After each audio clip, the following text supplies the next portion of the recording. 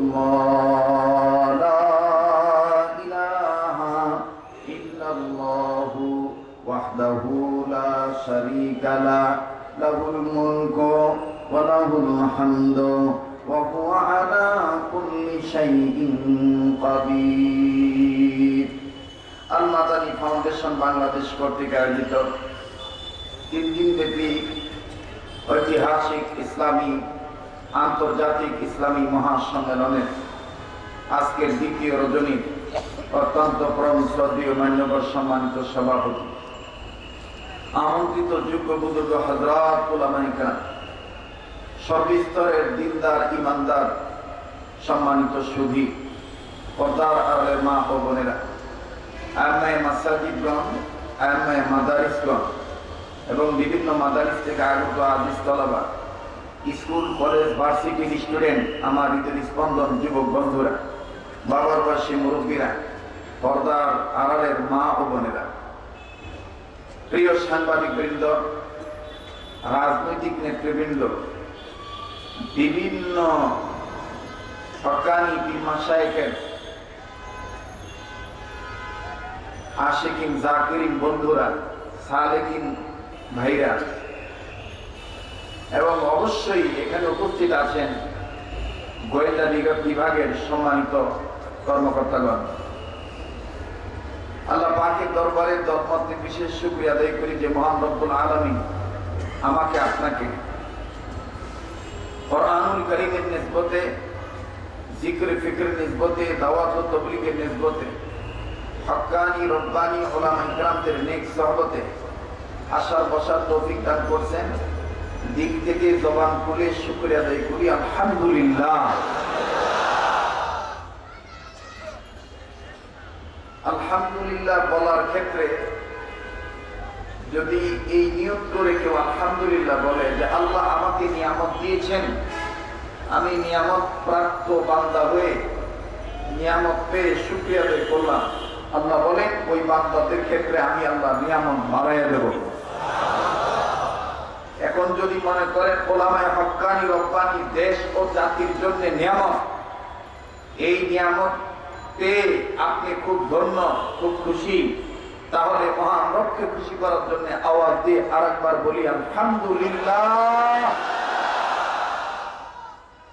সবকিছু শুরুতে আমি জানতে চাচ্ছি আপনারা সবাই কেমন আছেন? আলহামদুলিল্লাহ, আল্লাহ আমাকে ভালো রেখেছেন। এখানে এত জমহুর মশহুর উলামায়ে কেরাম কথা বলেছেন, যাদের ইস্তেদাদের কাছে, যোগ্যতার কাছে আমার কোনো যোগ্যতা নেই, সকলেই আমার কোনো না কোনো দিক দিয়ে বড়। আমি সকলের বড় ছোট সবার দোয়া নিয়ে এখানে বসেছি। আকাবির আসলাফ বুজুর্গদের নির্দেশে কিছু কথা বলে আপনাদের কাছ থেকে দোয়া নিয়ে একসাথে মোনাজাত করে বিদায় হবে ইনশাআল্লাহ। আমাকে ঘন্টাখানেক সময় দিতে পারবেন? দিতে পারবেন? একটু 2 হাত তোলেন তো সবাই, আবার নামান, আর একবার তোলেন, মোট করে ধরেন, ছাড়েন, ধরেন, ছাড়েন। এবারে এইভাবে একটু ডাইন না। এটার অর্থ হলো আমরা মোনাজাত না করে যাব না, এদিক সেদিক তাকাবো না, হ্যাঁ, পাহাড় পরিমাণ বাধা আসলো আমরা ভাঙবো না, আমরা অটল থাকবো ইনশাআল্লাহ। নারে তাকবীর।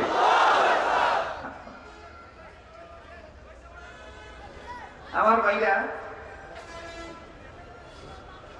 আমার পূর্বে তিনি আলোচনা করেছেন আল্লামা মুফতি ফরিদউদ্দিন আল মুবারক দামাত বরকাতুহু। হযরত দীর্ঘক্ষণ আমার সাথে কথা বলেছেন এবং আমাকে নসিহত করেছেন বর্তমান কিছু বিষয় নিয়ে। খুব ভালো লাগছে। আসলে আকাবির আসলাফ বুজুর্গরা উলামায়ে দেওবন্দের সন্তানদের অন্তরটা অনেক বড়, ঠিক কিনা বলেন? অনেক বড় মনের অধিকারী আমাদের বড়রা। দোয়া করি আল্লাহ তাআলা সমস্ত আকাবির বুজুর্গরা যারা বেঁচে আছেন হায়াতের মধ্যে আল্লাহ বরকত দান করেন, আফিয়াতের জিন্দেগি দান করেন।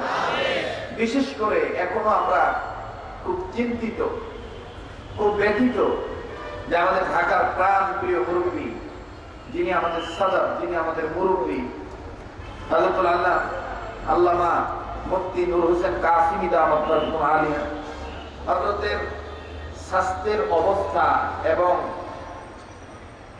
অন্যান্য শারীরিক যে অবস্থাটা, এটা খুব অবনতির দিকে। আল্লাহ তাআলা হযরতকে শিফা আজালা দান করেন, দ্রুত আল্লাহ তাআলা সুস্থ করে দেন, বলেন আমিন।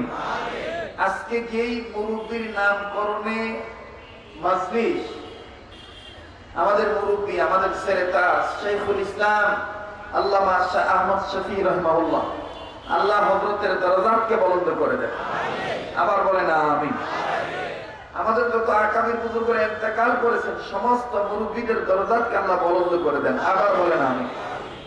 পবিত্র কোরআনুল কারীমের সূরাতুজ যুখরুফ থেকে একটি আয়াত তেলাওয়াত করছি, মাথা ফ্রেশ করে হিম্মত নিয়ে বসবেন। কান্নাহুম বুনিয়ানুম মারসুস, উলামা, তুলাবা, দাড়িওয়ালা, টুপিওয়ালা মুসলমান জেন্দা শাহজালালের সৈনিক হয়ে বসবেন। কান্নাহুম বুনিয়ানুম মারসুস, শিশারালা প্রাচীরের মতন বসবেন। কামান আসলেও ভয় পাবেন না, গুলি আসলেও ভয় পাবেন না, জল কামান আসলেও ভয় পাবেন না। জন্মেছি যখন মরতে তো হবেই, কথা বলেন ঠিক কিনা? তবে মরণটা আমি চাই শহীদি মৌত।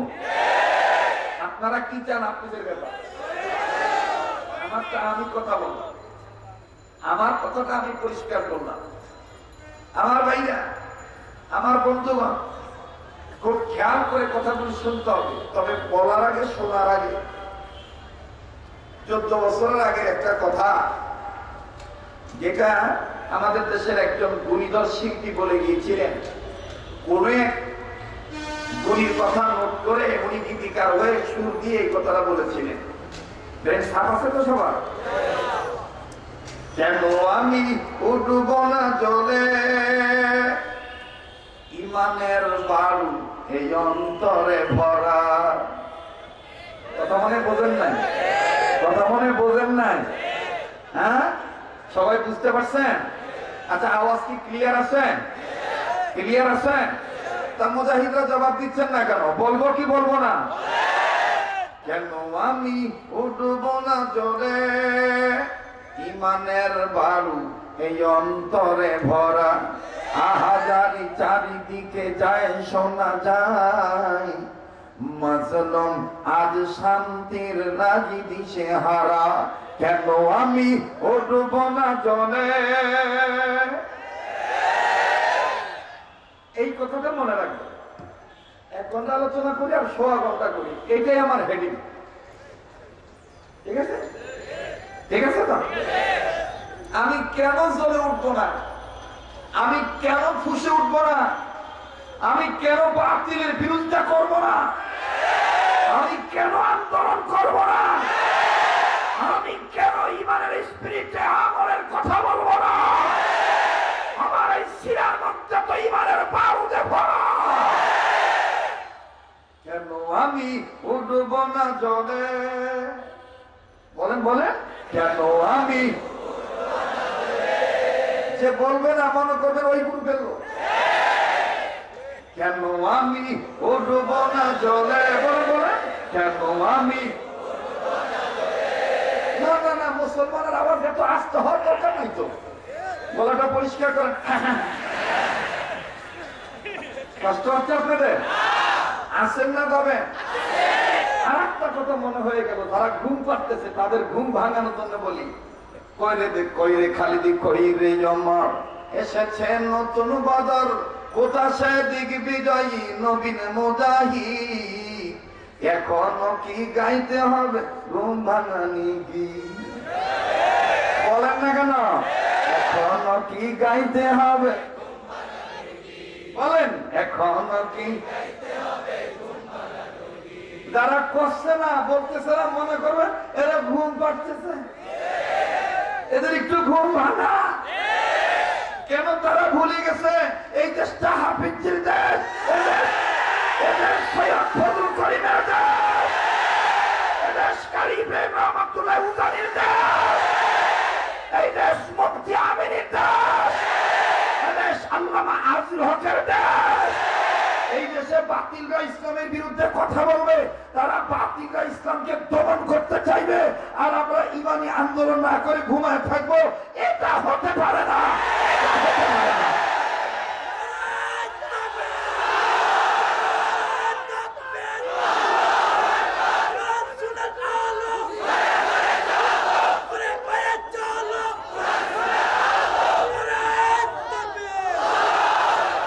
কেন আমি উঠব না জলে, বলেন না ইমানের কথা, কেন আমি উঠব না, ইমানের বারু এই অন্তরে ভরা, বলেন বলেন, ইমানের বারু এই অন্তরে ভরা, ইমানের বারু। এটা দেখেন ছোট নারায় না মনে করবেন this is the D group. D group. D D D D D. D group. D D D. বুঝছেন আপনারা? D গ্রুপের লোক। এটা সহি করে রাখলে যেটা হয়, অথবা এটা ঘুরাইলে যেটা হয়, সেই গ্রুপের লোক। কথা বলেন ঠিক কিনা? কেন আমি উঠব না, ইমানের বারু এই অন্তরে, ইমানের বারুদ এই অন্তরে ভরা, আহাজারি চারিদিকে যায় শোনা যায়, মাজলুম শান্তির লাগি দিশে হারা। আমাকে যদি কেউ মনে করেন যে আমি অমুক মেনশন করে, কাউকে মেনশন করে কথা বলতেছি, দাদা মনে হয় ভুল করবেন, মনে হয় ভুল করবেন। I not political person. It is not political meeting. It is not political lecture. যা বলতেছি ইমান ইসলাম হেফাজতের পক্ষে আন্দোলনের কর্মী হয়ে বলতেছি।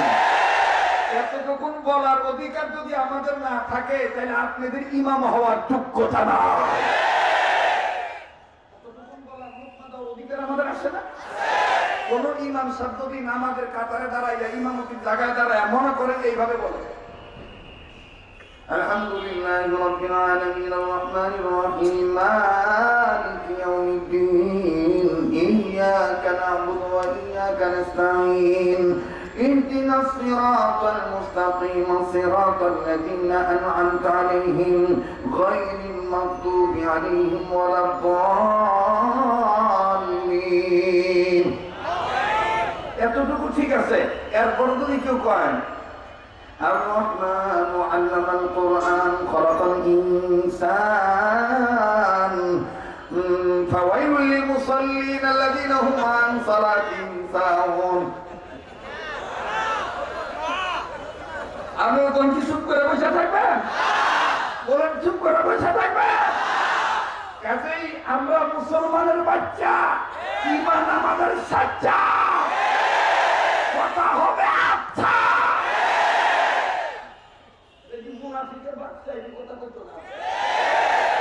আমরা ইমানদারের বাচ্চা, ইমান আমাদের সাচ্চা, কথা হবে আচ্ছা।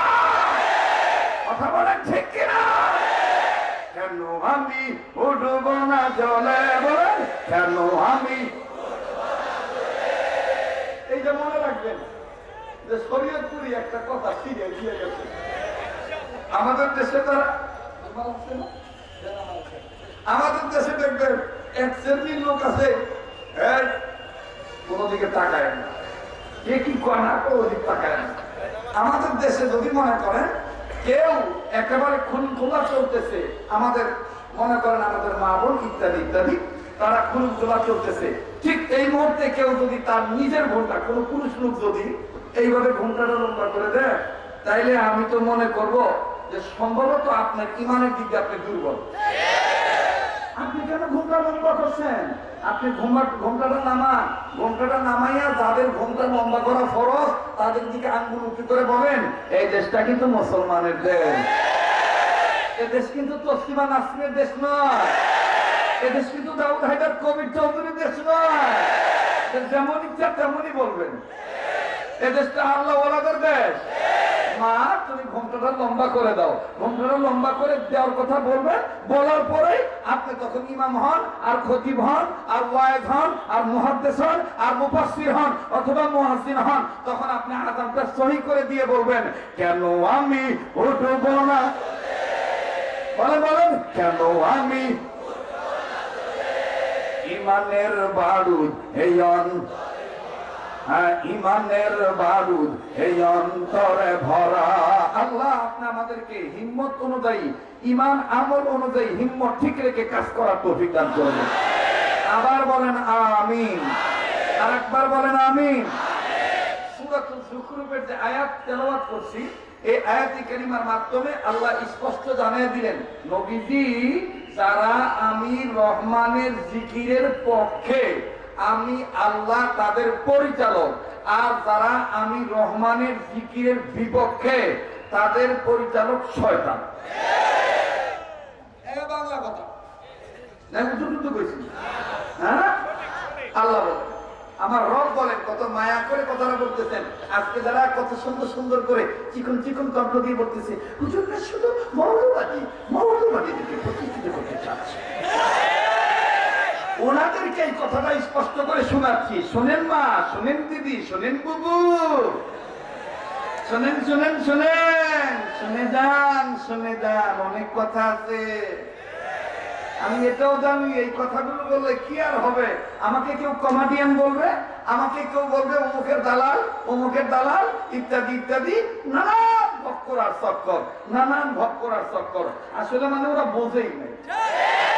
যেমন আমি রুমে আসার আগে একটা কথা বলছি, গত কয়েকদিন আগে বরিশাল গেছি, বুঝছেন, বরিশাল যাওয়ার পরে এমন অত পাড়াগায় গেছি, এলাকার নাম আমি বলবো না, পাড়াগায় গেছি তো রুমের মধ্যে একটা দুর্গন্ধ আসতেছে। তা আমি বলতেছি, আমি আবার যে অঞ্চলে তো ওই অঞ্চলের ভাষায় কথা বলি, বলেন না, তা আমি আবার দেয়া করতেছি, এ দাদু এই আমের রুমে এরকম দুর্গন্ধ কাকা স্প্রে আসে তো বেলায় আসে বা নাই, এই কথার উত্তর না দিয়া বেড়া কন কি এ মোরা কিনতে পারি, এ মুখ যোগ্যতা আছে, কয়টা হাত খেয়েছি এ তো মোট জানা নাই।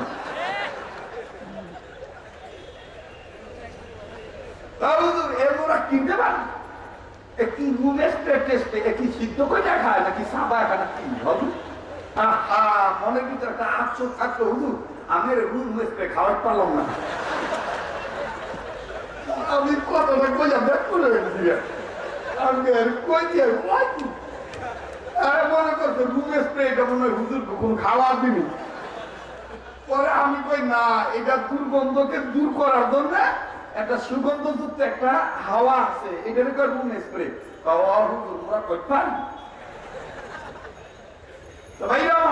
আজকে ইসলামের কথা না বুঝে ওলামায়ে কেরাম হক বলতেছে, আর কিছু লোক আগে থেকে উৎপেতে আছে, কোন কথাটা ইসলামের পক্ষে জোরালো হয়ে যায়, আর কিছু বুঝুক আর না বুঝুক সুযোগ পাইলেই কয় অমুকের দালাল। কথা বলে ঠিক কিনা? সুযোগ পাইলে একটা ডায়লগ পাইছে অমুকের দালাল। এই দালাল মালাল বইলা আর এই সমস্ত বক্কর চক্কর টাইটেল দিয়া ইসলামী আন্দোলনের কর্মীদেরকে দাবায় রাখা যাবে না। আমার বন্ধুগণ, আল্লাহ ডাক দিয়ে বলে, নবীজি আমি রব আপনাকে স্পষ্ট জানাই দিলাম, যারা আমার জিকিরের পক্ষে তারা আমার পরিচালক। কথা রাখা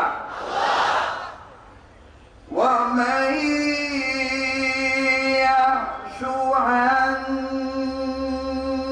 ذكر الرحمن نقيض له شيطانا فهو له قرين।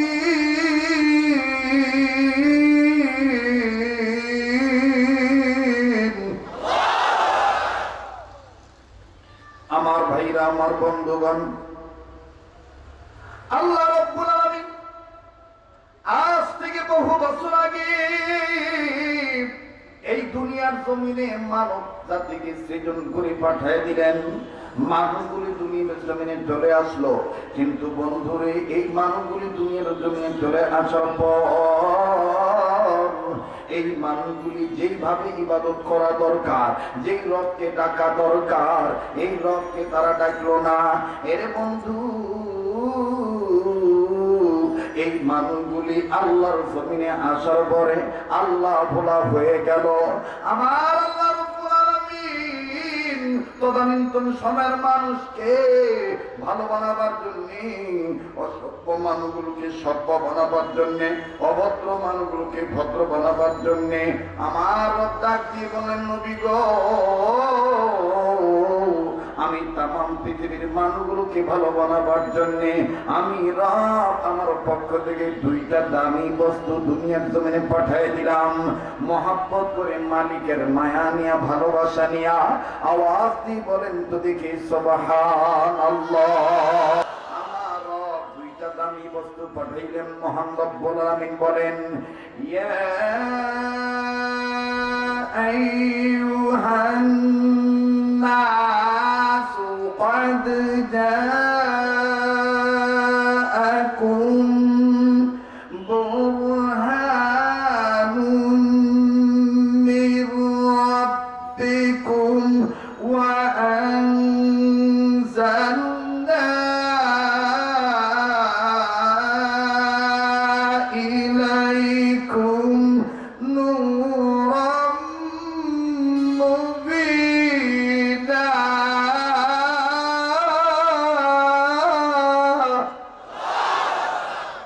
মুসলমান ভাইরারে আমার, আমার আল্লাহ ডাক দিয়ে বললেন, নবীজি, যারা মানুষ, এই মানুষদেরকে আমি আল্লাহ রাব্বুল আলামিন ভালো বানাবার জন্য দুইটা দামি বস্তু পাঠিয়ে দিলাম।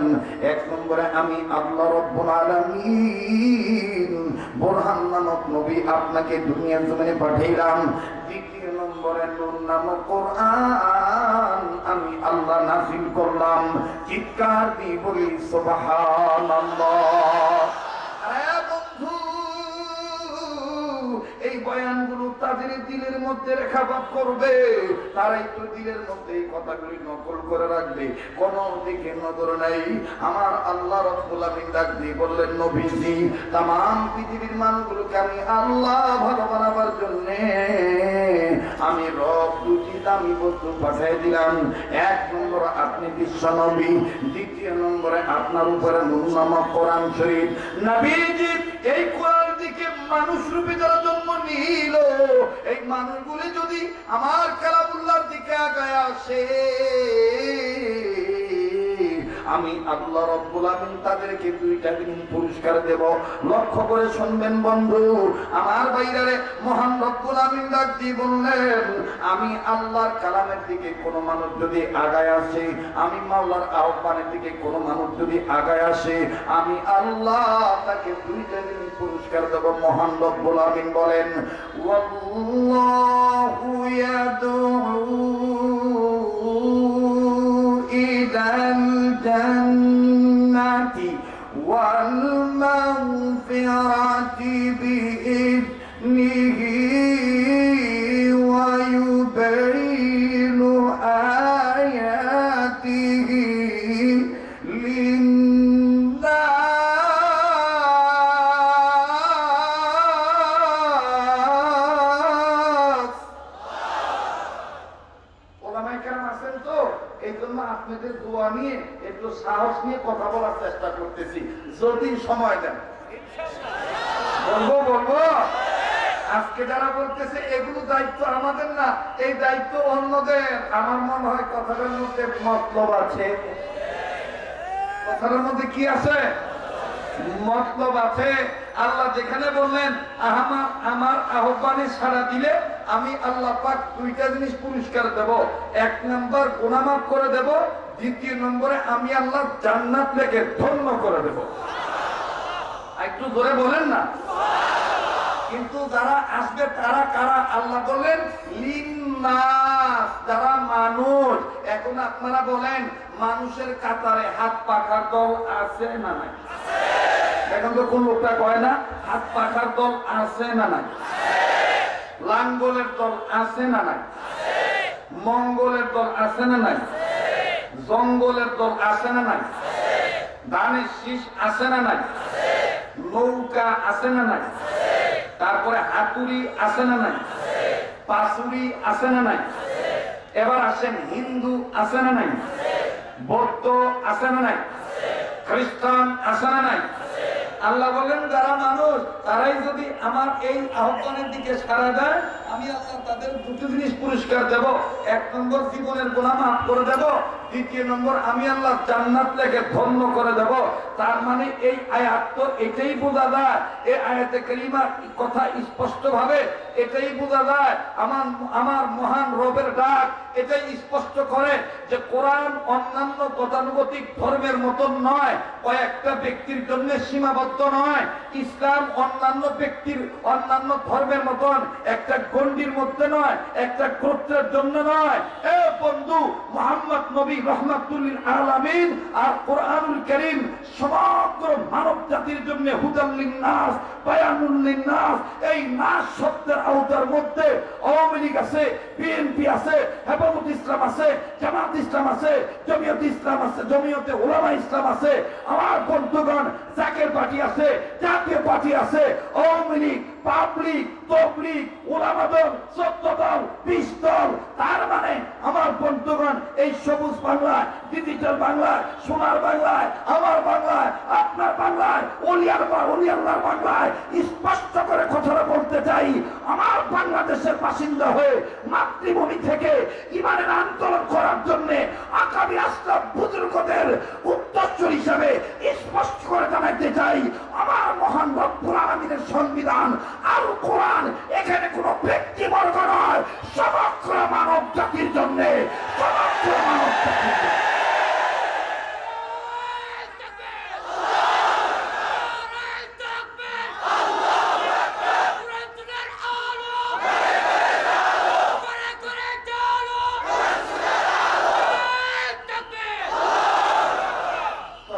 বাবা কষ্ট হচ্ছে?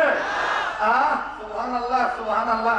আল্লামা উসমানী, শাইখুল ইসলাম আল্লামা উসমানী এই আয়াতকে কত সুন্দর করে নিয়ে এসে আল্লাহর পক্ষ থেকে নিয়ে এসে বললেন, আল্লাহ তাআলা স্পষ্ট ভাবে জানাই দিলেন। কি জানাইলেন?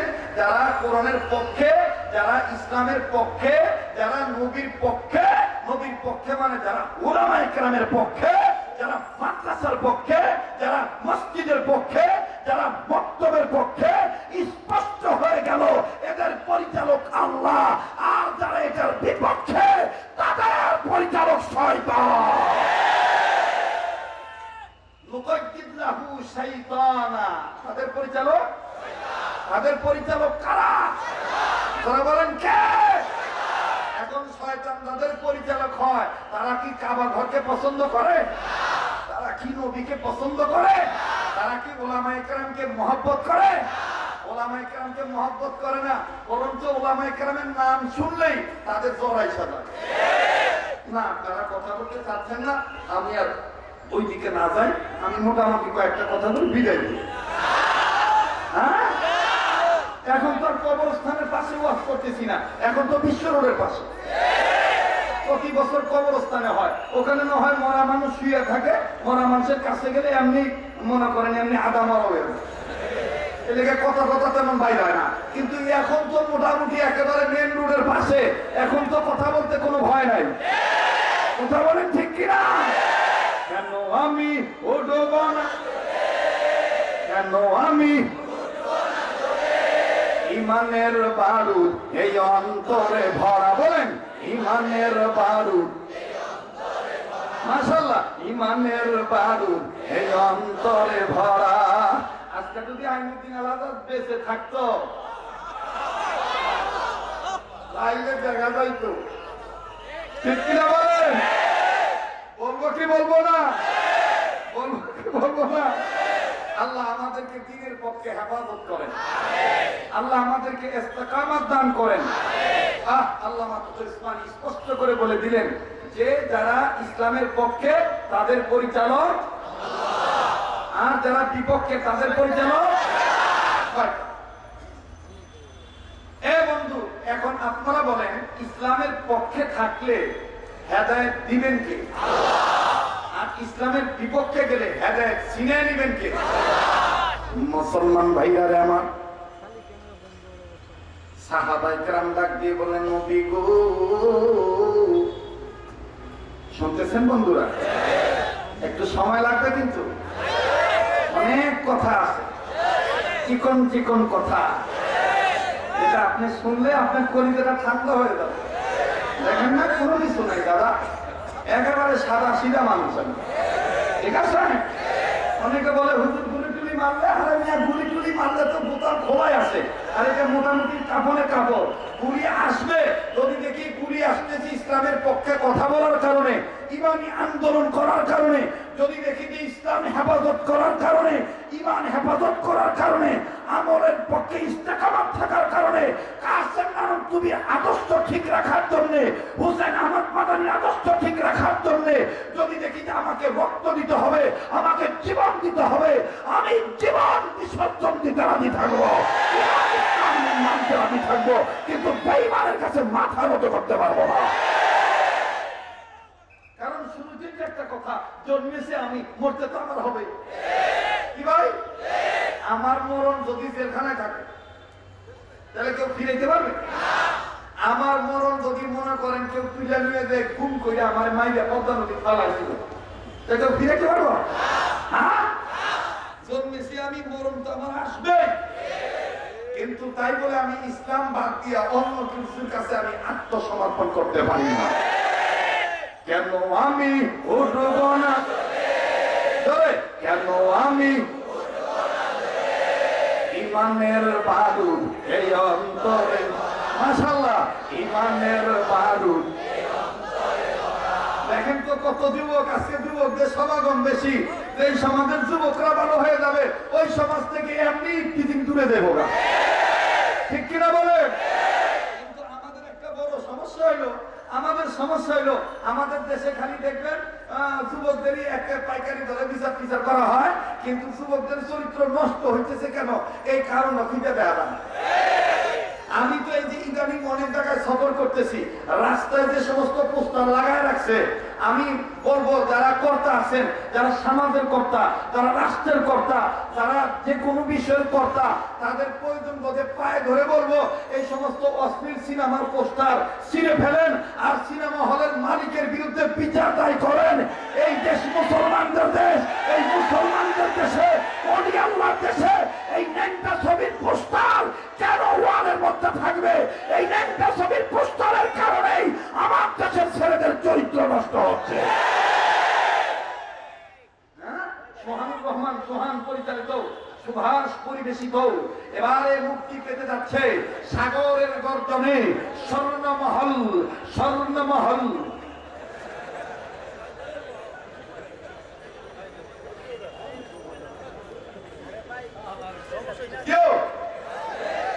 বলবো কি বলবো না?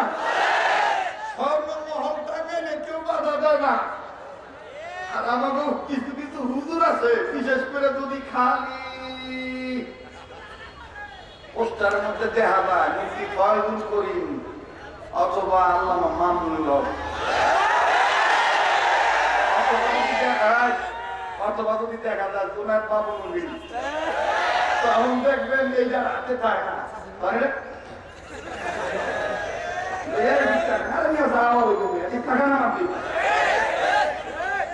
চুরি করে ঘুরি না, চুরি করে ঘুরি না।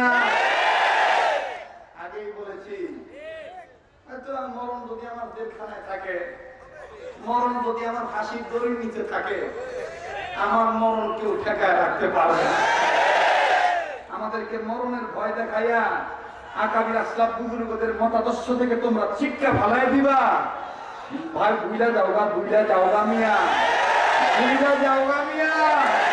তার দিকে আঙ্গুল উঁচা করবার লাগছ, মনে করছ পাইসাইছি মিয়া, কাঠি লইয়া পরিচালনে পাইসাইছি নদী দিয়া, পয়সা আইনাই দিয়া। আমার জন্মের পরে আজান শোনা গেছে, আমার বাপে মসজিদের হুজুরে ডাক দিছিল, আমরা বাংলাদেশের মুসলমানের বাচ্চা, ইমান আমাদের সাচ্চা। যারা ইমানের দাবি করে, যারা ইসলামের পক্ষে আন্দোলন করতে চায় না, মুনাফিকের বাচ্চা।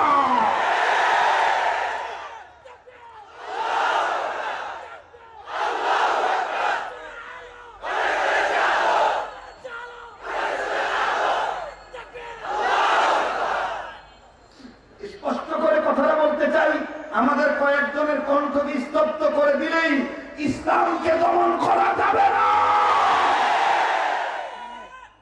ইসলামকে দমন করা যাবে না।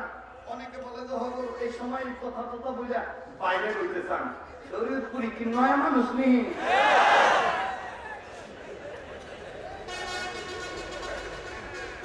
শরীয়তপুরি নয়া মানুষ যার বক বক বক বক করে আমার বাইরে লুটিব।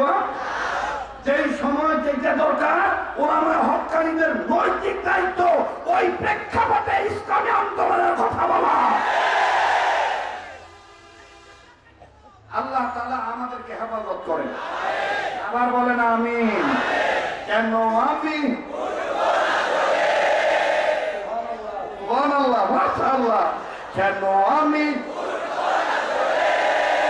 অনেকে আমাদেরকে প্রশ্ন করে হুজুর আপনি কোন পীর করছেন, এই পীর কি এরকম তেজস্বী বক্তব্য দিতে কয়? এখানে আমাদের অনেক আমার হযরতের অনেক মুজাদ আছেন, বিশেষ করে মুস্তাকিম বিল্লাহ হামিদি দামাত বরকাতুহু আলিয়া উনি আছেন, আরো অনেকেই আছেন।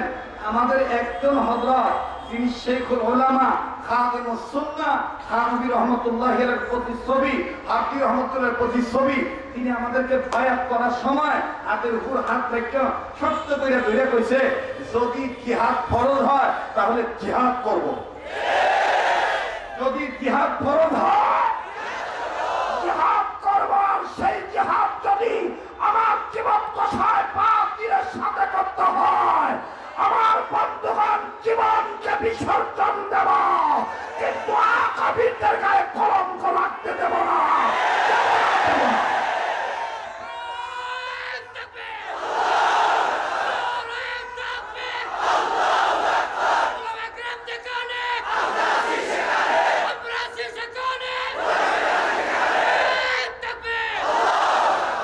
কেন আমি মানুষের আওয়াজ নাকি? সুবহানাল্লাহ সুবহানাল্লাহ, এটা জোরে কর। কেন আমি ইমানের বারুদ, ইমানের বারুদ,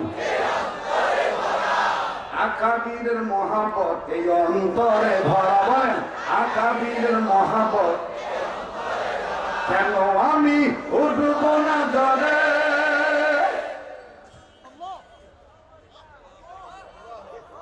আপনি ঘুমে বসে?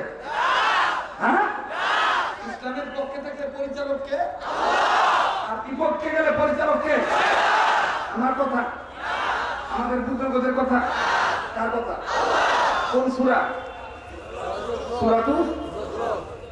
সূরাতুল যুখরুফ 36 নম্বর আয়াত। কত নম্বর আয়াত? ইসলামের পক্ষে থাকলে পরিচালক, আর বিপক্ষে গেলে পরিচালক। এখন বলেন আমরা পক্ষে না বিপক্ষে? আমার বন্ধুগণ, আমার ভাইরা রে, দেখতে দেখতে বলতে বলতে অনেক সময় চলে গেল। মুসলমান বাবাজিরা রে, সাহাবী ডাক দিয়ে বলতেছেন নবীজি আমি আপনার কাছে জানবার চাই, ও নবীজি আপনি বলেন তো দেখি হেদায়েতের মালিক কে? আল্লাহর নবী বললেন হেদায়েতের মালিক। বলেন বলেন বলেন বলেন বলেন হেদায়েতের মালিক আল্লাহ। আরেকজন সাহাবী ডাক দিয়ে বললেন নবীজি হেদায়েতের মালিক আল্লাহ, বলেন তো দেখি হেদায়েত পাবে কারা? নবীজি ডাক দিয়ে বললেন চাইবে যারা।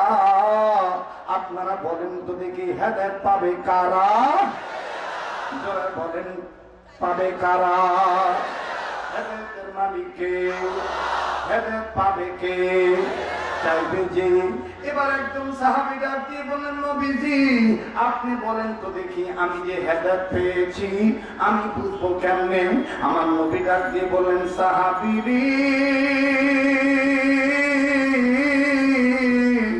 আমি নবী বলে দিলাম 3 আলামত যার কাছে পাইবা সে হেদায়েতের মধ্যে আছে। উত্তর বন্ধুরা, মানিকনগরের বন্ধুরা, কোন দিকে নজর নাই, দিলটা নরম করে দিবেন ভাইয়া।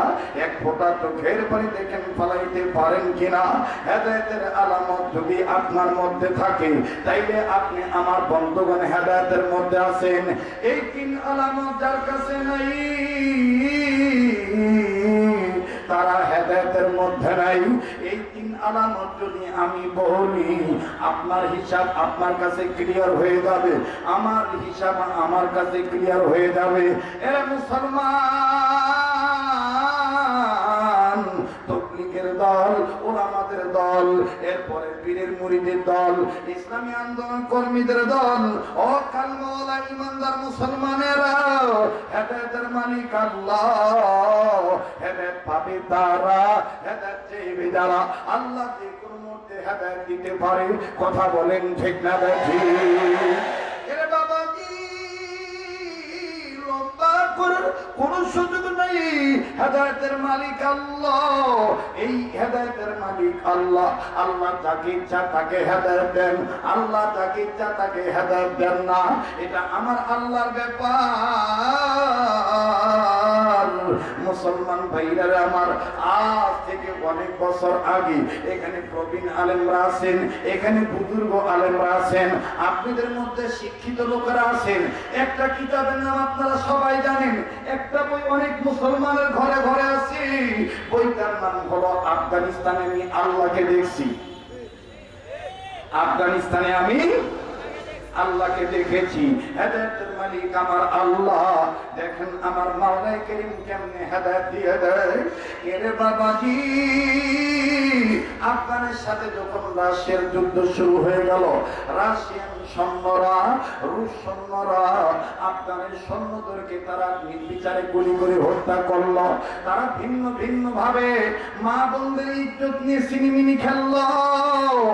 এক পর্যায়ে যখন রাশিয়ার ক্যাপ্টেনের কাছে খবর চলে গেল এই এলাকায় তালেবানের সংখ্যা বেশি, এই এলাকায় ইমানদারদের সংখ্যা বেশি, এই এলাকায় কোরআন প্রেমিকের সংখ্যা বেশি, এদেরকে এখান থেকে উদ্ধার করা লাগবে। এ বাঙালি মা সন্তান মুসলমান, এ ফজলুল করিমের উত্তরসূরিরা, এ মুফতি আমিনের উত্তরসূরিরা, এ আল্লাহওয়ালাদের উত্তরসূরিরা, স্পষ্ট করে জানায় দেই, বাংলাদেশ ছোট্ট একটা দেশ, এই দেশ নিয়ে এত ষড়যন্ত্র কেন? এই দেশটা নিয়ে এত ষড়যন্ত্র কেন? একটাই ষড়যন্ত্র, একটাই ষড়যন্ত্র, একটাই ষড়যন্ত্র।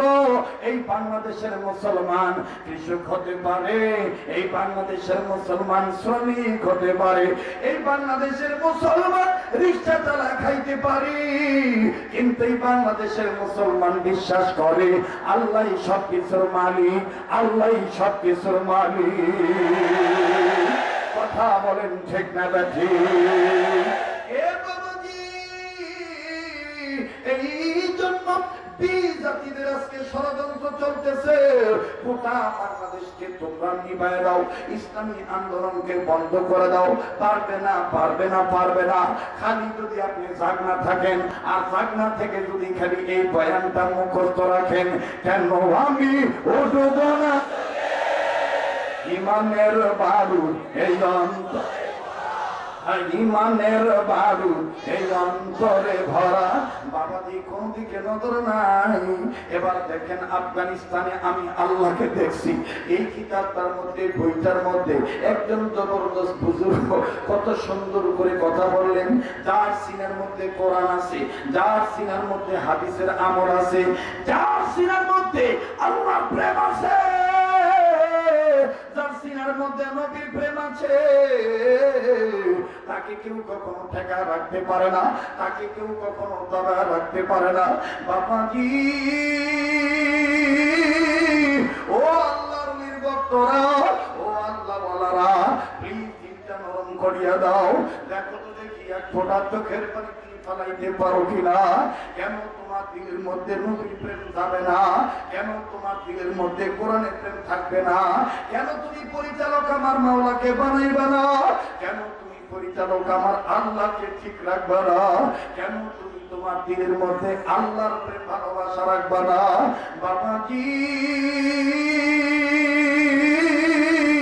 এই তো গত কিছুদিন আগে আমার শায়েখের একজন ভক্ত, আমার শায়েখের একজন নমুনা, এই জবান থেকে এই কথাটা আমি নকল করছি।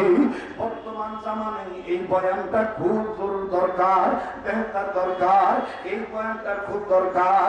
এ মানিকনগরের যুবক বন্ধুরা, মুক্তা থানার ভাইরা, খুব খেয়াল করে কথাগুলো শোনা চাই। যেই কিতাবটা সারা পৃথিবীর মুসলমানদের মসজিদে মসজিদ আছে, কিতাবটার নাম হলো ফাজাইলে আমাল। এই ফাজাইলে আমাল কিতাবের লেখক হলো শাইখুল হাদিস মরহুম জাকারিয়া রহমাতুল্লাহ আলাইহি।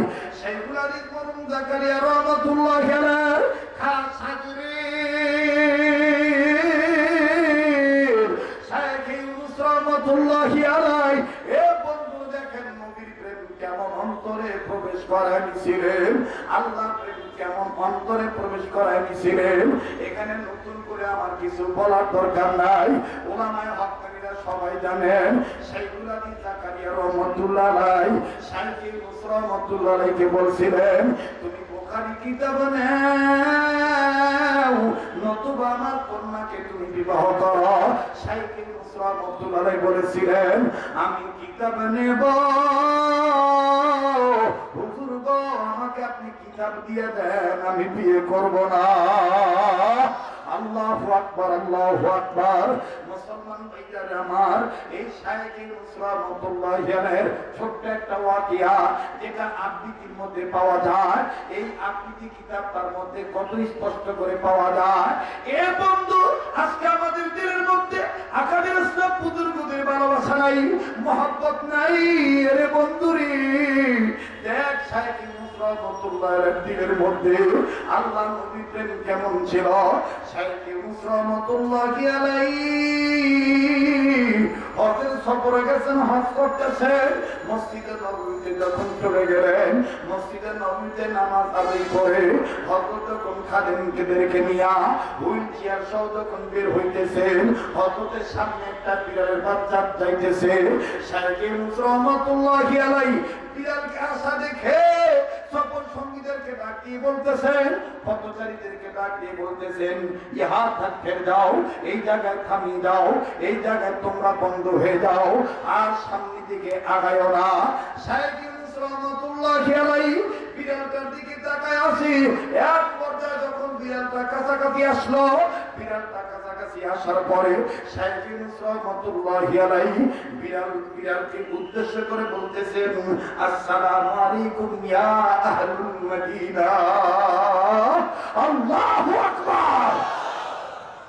আসসালামু আলাইকুম ইয়া আহলুল মদিনা। খাদেমরা ডাক দিয়ে বলতেছেন, আল্লাহ ও আল্লাহ,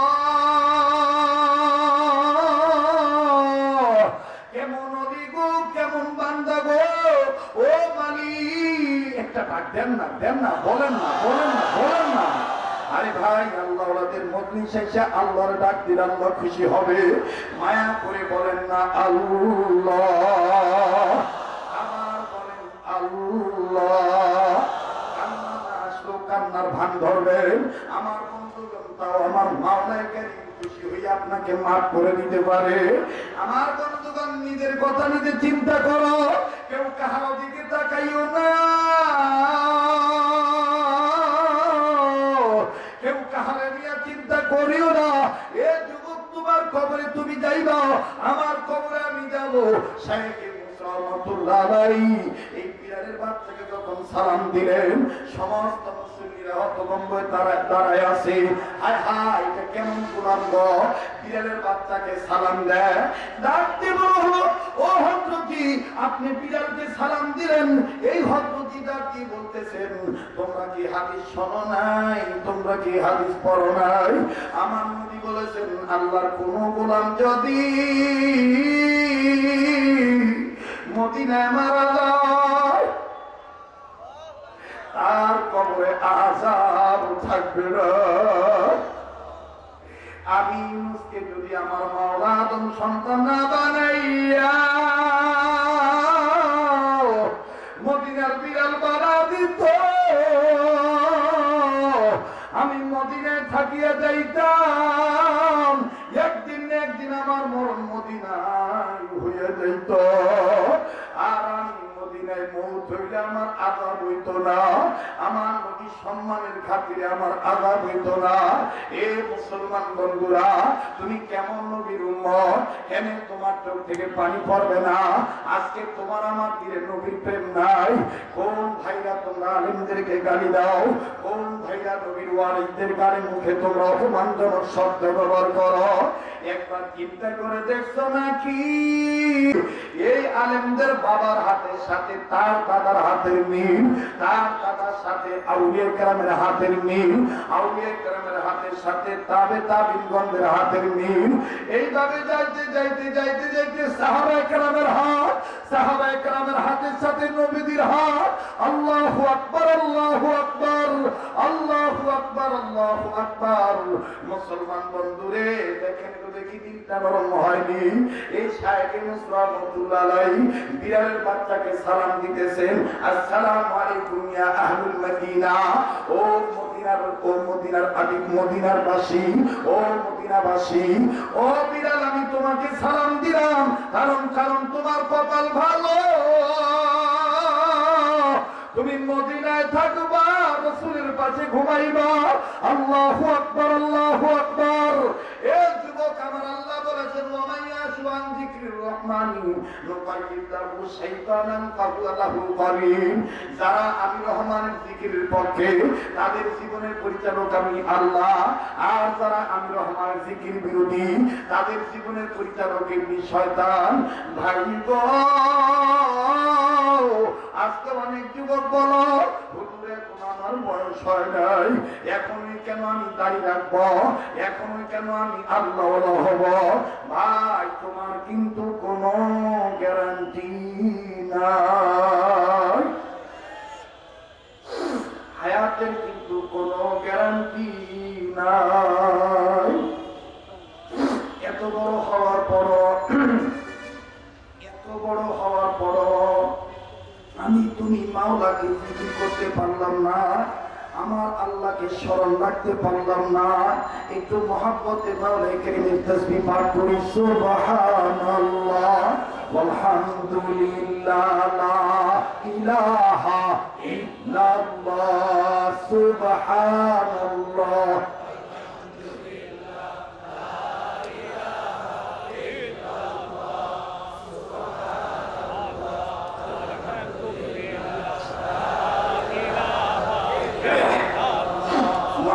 সুবহানাল্লাহ ওয়ালহামদুলিল্লাহ লা ইলাহা, বলেন না সুবহানাল্লাহ ওয়ালহামদুলিল্লাহ লা ইলাহা, লা ইলাহা ইল্লাল্লাহু মুহাম্মাদুর রাসূলুল্লাহ সাল্লাল্লাহু আলাইহি সাল্লাম। মাইকলা ভাই, মাইকের সাউন্ড একটু ভিতরে বাড়ায় দেন, একটু ভিতরে বাড়ায় দেন, আমার খুব কষ্ট হচ্ছে ভাইয়া। আর 10-15 মিনিটের মধ্যে আমি কথাটা ফিনিশিং দিয়ে বিদায় নিয়ে চলে যাব। সেই পরিমাণ সময় দিতে কি আপনাদের ধৈর্য কুলাবে? হ্যাঁ, থাকবেন আমার সাথে? কারা কারা আমার সাথে দোয়া করে যাবেন একটু দেখান তো দেখি। এটা তাকবীর দেন, লিল্লাহি তাকবীর, লিল্লাহি তাকবীর। আপনারা কষ্ট দিচ্ছি আমি আপনাদেরকে। তো বিড়ালকে সালাম দিলেন, যুগে যুগে আকাবিরদের ইতিহাস খুলে পাওয়া যায়, আকাবিররা ছিলেন মদিনার প্রেমিক, আর মদিনাকে ভালোবাসা, মদিনাওয়ালাকে ভালোবাসা ঈমান, ঈমান। কথা বলেন ঠিক কিনা? কেন আমি উঠব না, কেন আমি উঠব না, ঈমানের বারুদ এই অন্তরে, ঈমানের বারুদ। 2 মিনিটে কথাটা বলে আমি শেষ করে দেই। আফগানিস্তানে আমি আল্লাহকে দেখছি, এই কিতাবটার একটা কথা বলতে চেয়েছিলাম, মনে আছে? রুশ সৈন্যরা, রাশিয়ার সৈন্যরা খবর পাইল যে এই এলাকায় ইসলাম বিরোধীদের, ইসলাম ওলাদের আড্ডা বেশি, এখান থেকে সবাইকে চলে যেতে বলো। সবাই যার যার মতন চলে গেলেন। আমার বন্ধুগণ অন্যত্রে চলে গেলেন, অন্যত্রে চলে গেলেন। কিন্তু একজন হাফেজে কোরআনের মা কাঁদতেছে আর তাকিয়ে বলতেছে, বাবা আমি আমার একটা ছোট্ট একটা ব্যাংকটুপা চিনেন? ব্যাংকটুপা চিনি না মনে, ওই যে অনেকে টাকা পয়সা জমা রাখে না, কেউ বাঁশ ফুটা করে রাখে, কেউ কাঠ ফুটা করে রাখে, কেউ মাটির ব্যাংকে রাখে, কেউ প্লাস্টিকের ইত্যাদি ইত্যাদি। মানে এক জায়গায় কিছু টাকা গচ্ছিত ছিল। এই মা বলতেছে, বাবা আব্দুর রহমান, আমি কিছু টাকা ওই অমুক জায়গায় ফিরেছিলাম চালের নিচে, কিন্তু এই টাকা ছাড়া তো আমরা এখন চলতে পারবো না, আনাজ তরি তরকারি কিনতে গেলে টাকার প্রয়োজন হবে। হাফেজ আব্দুর রহমান মাত্র 12 বছরের সন্তান। কত বছরের সন্তান? আমি শুধু ইমানের কথা বলতেছি, মানে আল্লাহর পক্ষে থাকলে আল্লাহ পরিচালক, এই কথাটা বুঝাইতে চাইতেছি। কষ্ট হচ্ছে নাকি আপনাদের? হাফেজ আব্দুর রহমান ডাক দিয়ে বলতেছেন, আম্মা কি করতে হবে বলেন? বলতেছে, বাবা আমরা তো আর ওখানে যাইতে পারবো না, ওই টাকাটা এখন কি করে আনতে পারি? বাপ ছেলে ডাক দিয়ে বলতেছেন, আম্মা আপনি আমার জন্য দোয়া করেন, আমি টাকাটা নিয়ে আসি। সুবহানাল্লাহ বলে। বাচ্চা ছেলেটা মাপ মাপ করে হন হন করে চলে গেছে, কিন্তু রাশিয়ান সৈন্যরা বলে দিছে, যাওয়ার পরে আবার যদি কেউ আসো তাকে কিন্তু গুলি করা হবে। তাকে কি করা হবে? গুলি করা হবে। রাশিয়ান সৈন্যদের গুলির দিকে ভ্রুক্ষেপ না করে এই আফগানের মুজাহিদ 12 বছরের সন্তান হাফেজ আব্দুর রহমান মায়ের গচ্ছিত টাকা আনার জন্য চলে গেছেন। আমার বন্ধুগণ, দুদিন দিয়ে যখন দেখছেন যে একজন মুসলমানের বাচ্চা কাবি সেট করে আবার পুরনো জায়গায় আবার আসছে, দূরবীনে যখন ধরা করছে, রাশিয়ান সৈন্যরা গাড়ি নিয়ে হাফেজ আব্দুর রহমানের কাছে চলে গেছে। যে চতুর্দিকে গুলি অ্যাটাক করে দাঁড়ায় আছে, পিস্তল কাটারাই বের কথা আছে, সব নিয়ে দাঁড়ায় আছে। তারা বলতেছে, এ বেটা তুমি গেলা আবার আসলা কেন? এখন তোমাকে গুলি মেরে দেয়। হাফেজ আব্দুর রহমান বলতেছে, আপনাদের গুলির মাধ্যমে যদি আমার জীবন নাশ হয়ে থাকে, আল্লাহ যদি আপনাদের কাছে আমার মরণ লেখে থাকে, তো গুলি মারেন, আমি মৃত্যুর জন্য তৈরি আছি। এই কথা বলার পরে রাশিয়ান সৈন্যরা একটু দমিয়ে গেছে, দমিয়ে বলতেছে, তুমি আসলা কেন? রাশিয়ান সৈন্যদের কথার প্রত্যুত্তরে হাফেজ আব্দুর রহমান ডাক দিয়ে বলতেছেন, মুরব্বীরা, আমার মা কিছু টাকা রেখে গেছে, এই টাকা আমি নিতে আসছি, অন্য কোন চক্রান্ত করার জন্য আসি নাই। আমি একজন হাফেজে কোরআন, আমার এই সিনার মধ্যে 30 পারা কোরআন লুকায়িত আছে। এ বন্ধু, রাশিয়ান ক্যাপ্টেন লিডার ডাক দিয়ে বলতেছে, বেটা কোরআনের কথা বলছিস, আজকে তোর কোরআনের পাওয়ার দেখবো, তারপরে পরের কথা আমি সঙ্গে খুব খেয়াল করে শোনেন ভাই। আমার বন্ধুরে হাফেজ আব্দুর রহমানকে গ্রেফতার করা হলো। গ্রেফতার করার পর বলতেছে, তোমার সিনার মধ্যে যে কোরআন আছে, এই কোরআনের পাওয়ার আমরা দেখবো। রাশিয়ান সৈন্যরা হাতে তালি দেওয়া শুরু করে দিল, কোরআনকে অপমান করবে, না না পারবে না কোরআনের পাওয়ার দেখাইতে।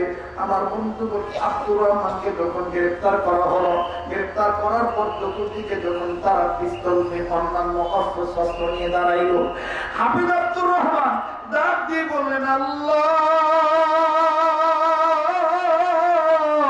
আমি আমার মায়ের আমানতের টাকা নেওয়ার জন্য আসলাম, আর এই বেটারা আমার কোরআন শরীফ তোমার কালামে পাককে বিকৃত করার জন্য আমাকে ষড়যন্ত্র করতেছে। আল্লাহ, আল্লাহ, তুমি ছাড়া আমার কেউ নাই গো আল্লাহ। আজকে কিন্তু আমাদের মুসলমানদের আল্লাহ ছাড়া কেউ নাই। কথা বলেন ঠিক না? যুগে যুগে কোরআন হাফিজকে অপমান করা হইতেছে। মুসলমান বাইরে হাফেজ আব্দুর রহমান কান্দার ডাক দিয়ে বলে, আল্লাহ, আল্লাহ, তুমি ছাড়া আমার কেউ নাই। এক পর্যায়ে এই রাশিয়ান ক্যাপ্টেন লিডার সেটার বুকে পিস্তলের একেবারে সেই সাইডটা অগ্রভাগটা বুক করার পর ধরে বলতেছে, তোর কোরআনের পাওয়ার আজকে আমরা দেখবো। হাফেজ আব্দুর রহমান বলেন, কেমনে দেখবেন?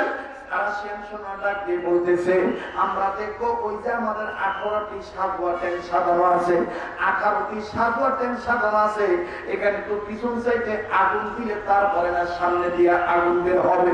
আমরা দেখবো তুই কোরআনের আয়াত পড়ে এই 18টি সাগুয়া ট্যাঙ্কে আগুন ধরায় দিবি, তোর কোরআনের পাওয়ার আমরা দেখবো। যদি তুই বিনা আগুনে কোরআনের আয়াত পড়ে ঘুরিয়ে আগুন ধরাইতে পারস, তাইলে আমরা মনে করবো তোর কোরআন সত্য, তোর ধর্ম সত্য। ক্যাপ্টেন লিডার একবারে আবেগে বলেই ফেলছে, যদি তুমি আগুন ধরাইতে পারো কোরআনের আয়াত দিয়া, তাইলে আমরা সব সৈন্যরা তোমার কাছে কালেমা পড়ে মুসলমান হয়ে যাব। কেন আমি উঠব না? কেন আমি মুসলমান ভাইরা আমার, একটু সময় লাগবে, দিতে রাজি আছেন না নাই? এখানে বন্ধুরা কি বলেন, রাজি আছেন না নাই? আল্লাহু আকবার, আল্লাহু আকবার, আল্লাহু আকবার বলেন তো দেখি। এই জবান দিয়ে কোরআন তেলাওয়াত হইলে, এই কোরআন তেলাওয়াত যে জিহ্বা দিয়ে পড়া হয়, এই জিহ্বার দাম আছে না নাই? কয়টা কথা বলিব? মুহাম্মদুল্লাহ হাফিজ জুজুর রহমাতুল্লাহ আলাইহি নাম শুনছেন আপনারা? হ্যাঁ, ওনার একটা সাগরেদ ছিল ক্যান্সারের রোগী, বিদেশে চলে যাবে চিকিৎসা করার জন্য। নাকি আবার রাগ হইতেছেন আপনারা?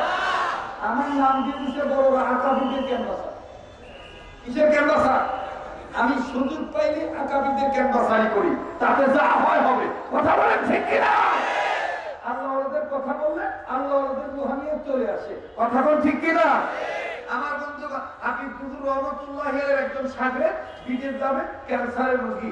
ডাক্তার দেখাইলো বাংলাদেশে, ডাক্তাররা বড় বড় ডাক্তার সব নির্দিল করে জবাব দিয়ে দিল যে আপনার চিকিৎসা এই দেশে হবে না, ইংল্যান্ডে চলে যান, লন্ডনে চলে যান। লন্ডনে পাঠায় দেওয়ার জন্য সবকিছু ওকে।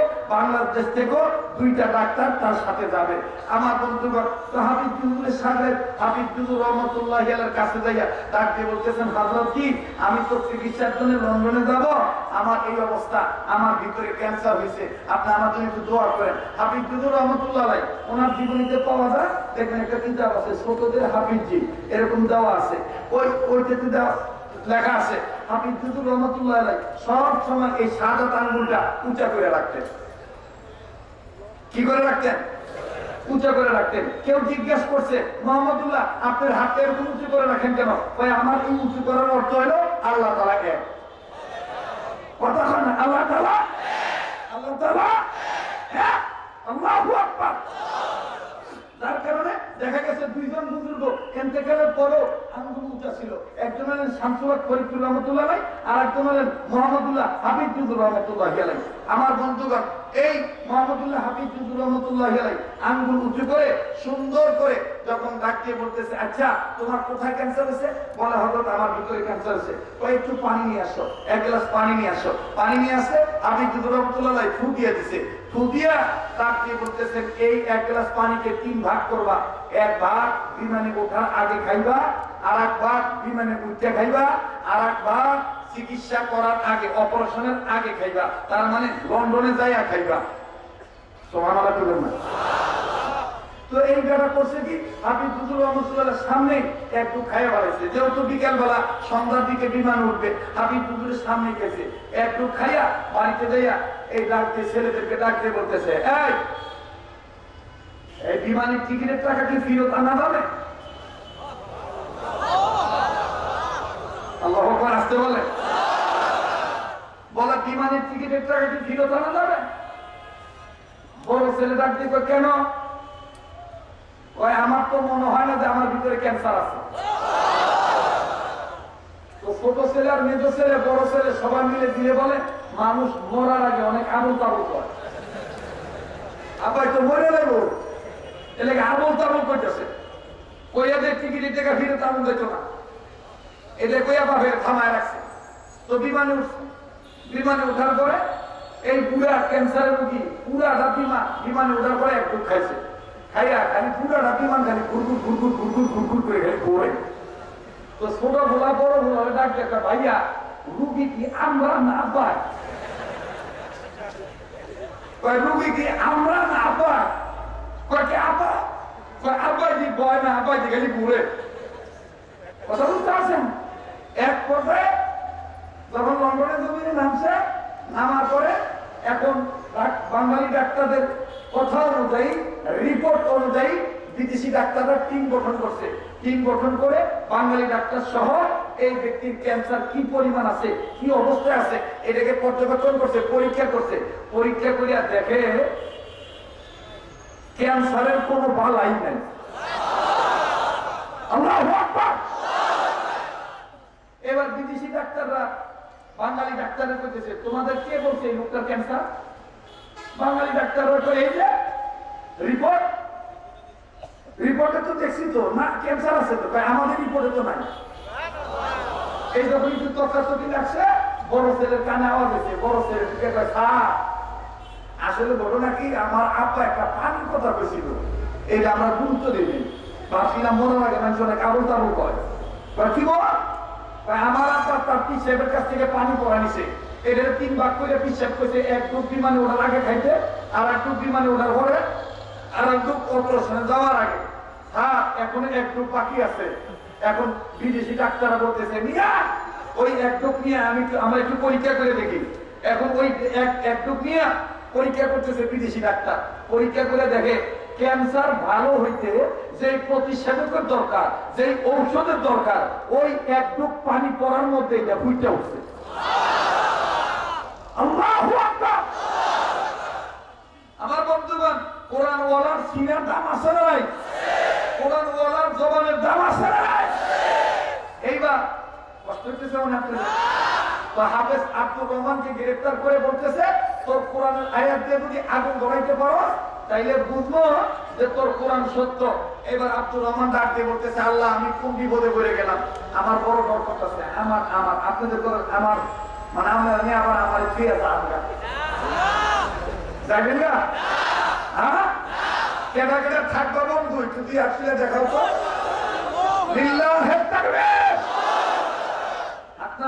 আপনারা কিন্তু ওয়াদা করছেন আমার সাথে একসাথে যাবেন। তো এইবার হাফেজ আব্দুর রহমানকে গ্রেফতার করার পরে আব্দুর রহমানকে যখন ছাড়তে চাই না, আব্দুর রহমান বলতেছে সাতোয়া ট্যাঙ্কের কাছে আমারে নিয়ে চলেন। 18টা সাতোয়া ট্যাঙ্ক। কয়টা? আর আব্দুর রহমানের সিনার মধ্যে আছে কয়টা? 30 পারা কোরআন শরীফ আছে। হাফেজ আব্দুর রহমান 18টা সাতোয়া ট্যাঙ্কের কাছে যাইয়া এই এদেরকে বলতেছে দাদা ভাই আমাকে একটু পানি দেন, 1 লোটা পানি দেন, 1 মোটা পানি দেন, আমি ওযু করব। হাফেজ আব্দুর রহমান সুন্দর করে ওযু করছে, ওযু করে মায়ের টাকাটা কুসার মধ্যে রাখছে, মায়ের টাকা কুসার মধ্যে রাখা হাফেজ আব্দুর রহমান এবার সালাম ফিরাইয়া আল্লাহকে ডাক দিয়ে বলতেছে আল্লাহ আমি আমার ইজ্জত রক্ষা করার জন্য তোমার কাছে বলবো না। আল্লাহ এরা আমার কোরআনকে অপমান করবে।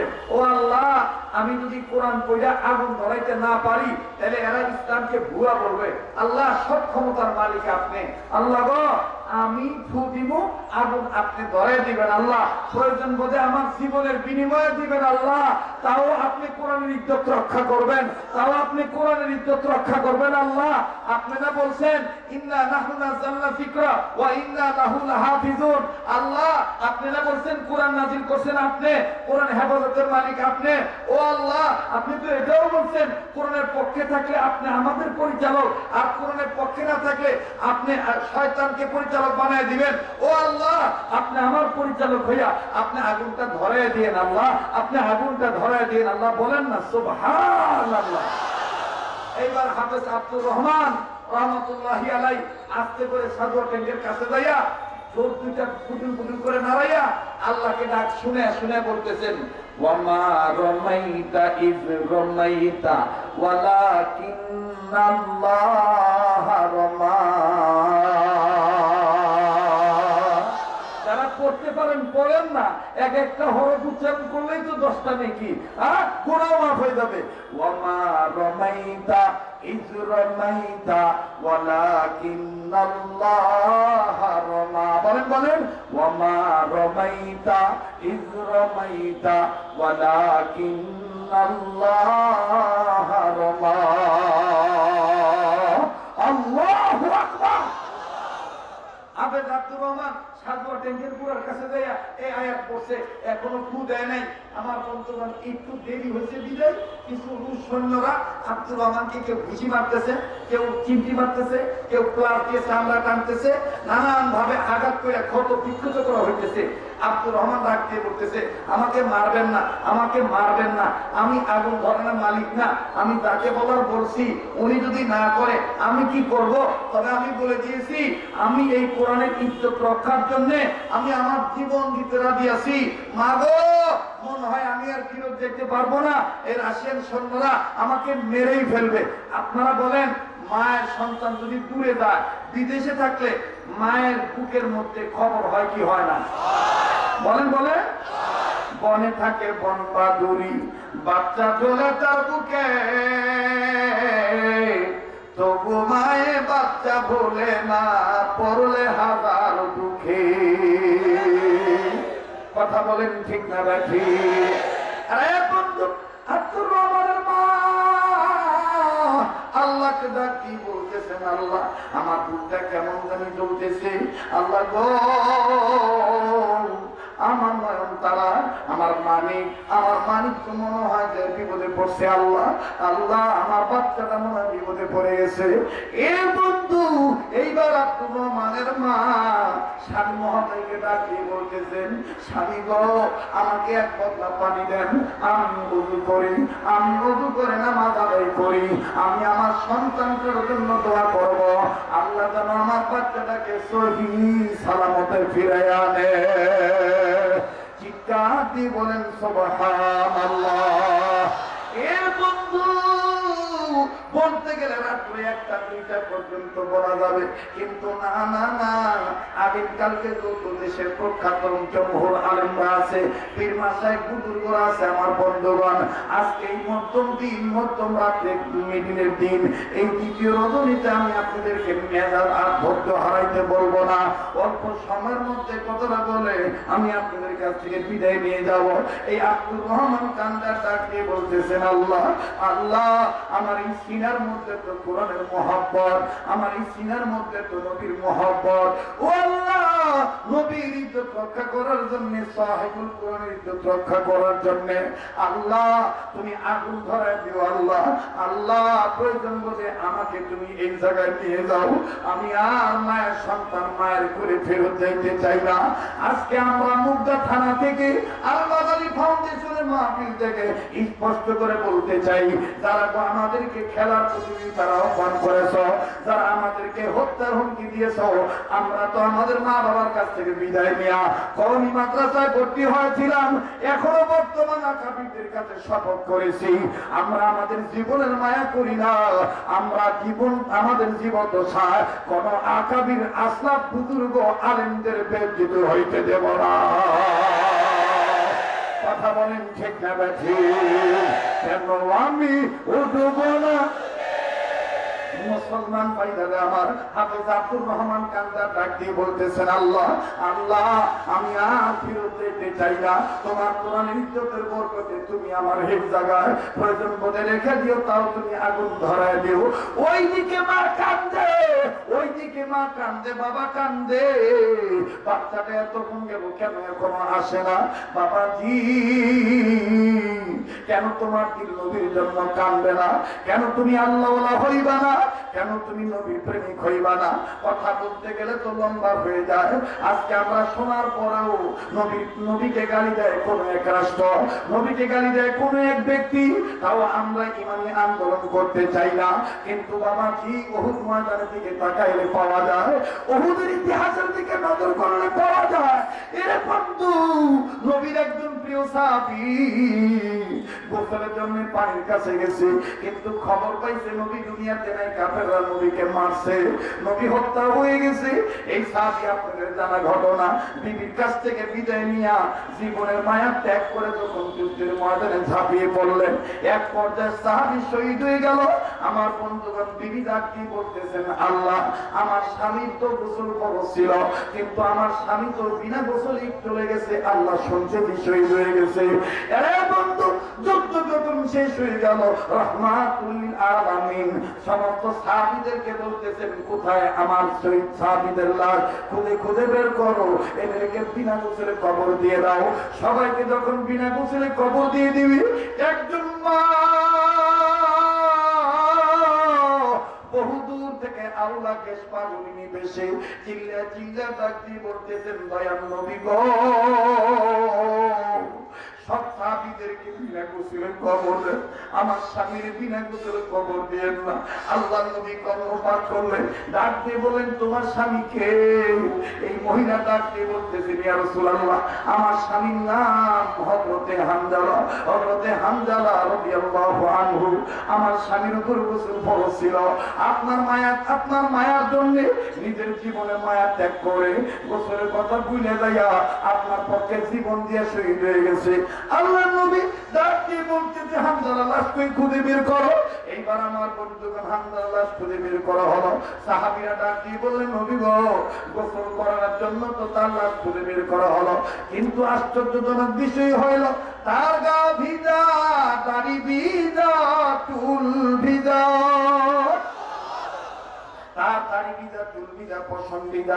আল্লাহর নবী হাঁটি হাঁটি পা পা করে দ্রুত কদম বাড়ায় বাড়ায় যখন হামজালা লাশের কাছে গেলেন, লাশের কাছে দাঁড়িয়ে দেখে আমার বন্ধুগণ পুরাটা শরীর ভিজা, দাড়ি থেকে চুল থেকে পানির ফোঁটাগুলি টপ টপ টপ টপ করে জমিনে পড়তেছে। আল্লাহর নবী একবার হামজালা লাশের দিকে তাকান, আর একবার আসমানের দিকে তাকায়। আসমান থেকে আওয়াজ আসলো, নবীজি হামজালাকে নিয়ে আপনি চিন্তা করবেন না। এই হামজালা আপনার প্রেমিক হওয়ার কারণে, আপনার প্রেম অন্তরে থাকার কারণে, আপনাকে মহব্বত করিয়া মাওলাকে পরিচালক বানাইয়া এই হামজালা নিজের জীবনের মায়া ত্যাগ করিয়া যুদ্ধের ময়দানে ঝাঁপিয়ে পড়ছে।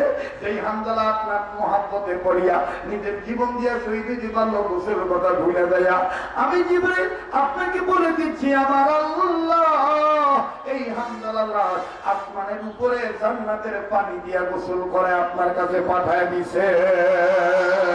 সুবহানাল্লাহ, সুবহানাল্লাহ। বাবাজি আসলেই তো বাদাম অনিবার্য কারণে আজকে আমার উঠতে মঞ্চে উঠতে রাত হয়ে গেছে। কথা দিয়ে গেলাম বন্ধু, আল্লাহ যদি আবার কোনদিন আমাকে ময়দানে আনে, আমি আপনাদেরকে পাই পাই করে পুঙ্খানু ভাবে আমি হুব্বে রাসূলের আলোচনা করব। আমার পূর্বে মুফতি আল্লামা ফরিদউদ্দিন আল মুবারক তিনিও কিন্তু বাদাম হুব্বে রাসূলের কথা বলেছেন, নবীজির গোলামির কথা বলছেন। নবীজির গোলামি মানে হইল নবীজিকে অনুসরণ করা। আল্লাহ বলে বন্ধু মনে আছে কিনা জানি না, হাফেজ আব্দুর রহমান কান্দার ডাক দিয়ে বলতেছেন আল্লাহ এই পাগড়িটার অপমান হবে, আল্লাহ এই কাবলি সেটের অপমান হবে, এই পাঞ্জাবির অপমান হবে, ও আল্লাহ ইসলামের অপমান হবে। মাবুদ গো, যদি আমি আগুন না ধরাইতে পারি, এরা কোরআনের গায়ে আগুন ধরাই দিবে। কারণ আমাদের মাদ্রাসাগুলিতে এখন কোরআন শরীফ আছে। মুসলমান ভাইরারে আমার, আল্লাহ হাফেজ আব্দুর রহমান কান্দার কান্দে এক পর্যায়ে যখন তাকে একেবারে অত্যাচার করা হলো, তার উপর যখন নির্যাতন চালানো হলো, হাফেজ আব্দুর রহমান এবার আমার বন্ধুগণ সাগর ট্যাঙ্কের কাছে দাঁড়াইয়া ডাক দিয়ে বললেন আল্লাহ, একটা ডাক দেন না,